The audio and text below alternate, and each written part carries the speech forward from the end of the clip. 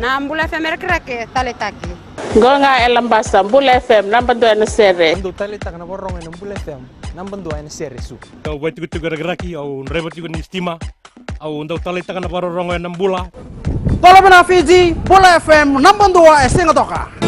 Bula bina era roga Bula FM nambando atikoga. Bula FM nambando ena sere.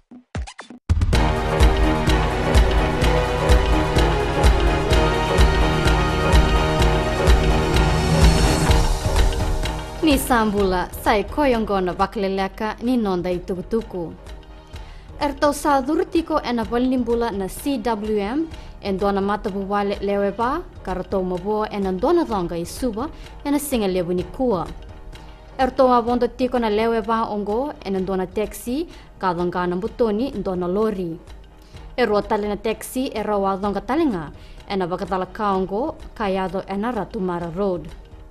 E totolo na nondo daka na tambana ni bokumbuka ena nondo bonua ena nondo buke mai tumba oroto na tiko ena loma ni motoka. Sato mana tiko na tamba daka ni obisa na kena bebangangai. E ayado ena mataka ni kua ena koro turanga isuba en dona butako. E bakayanga taki kina en dona taxi kangai laki donga na Carpenters Motors showroom mai Walu Bay ena ngone erto vede murikina ke erto na visa. Erto ambuto koda na safe sena kata ni labo me na mobile phone booth. E mai lubu en dona ngone buli yang baki tini kawalu mai na St. Christopher's Home ka sereka tiko mai New Zealandi. E Sicily ndondo tiko o Dipika Rani Kumar ena tombo ni Sicily ena hotela mai Wellington kan dono maka na nona mai lubu. E ngande tiko Dipika me vana bula ena bukni nona rawata na makalebu ena fomu vitu ena nona korni buli kan dono me bukales mai kibiti ni mataka. Era mai kinda dala taka na St. Christopher's Home na bakadala kaongo ka mai yado ve Dipika. Kinegito, e mai ndruka na timi ni Kenya wana timi ni viti. E mai karua tiko na timi ni New Zealandi e na tuba ni oti na nona mai ndruka e na kai tinikawa kei vitu vei South Africa e na finala.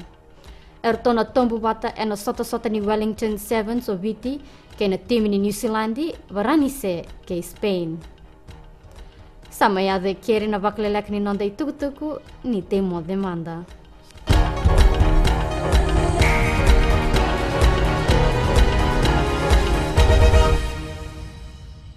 Gold FM is #1 here in Sigatoka. Gold FM is our favorite radio station here in Lautoka. Gold FM is #1 in Nen. I love listening to Gold FM in Ba. We love listening to Gold FM, only the classic hits here in Suva. Hear about Vakaleleka, you immediately think of gold. I'm Josephine Sabi and I love hearing Gold FM. Gold FM, only the classic hits.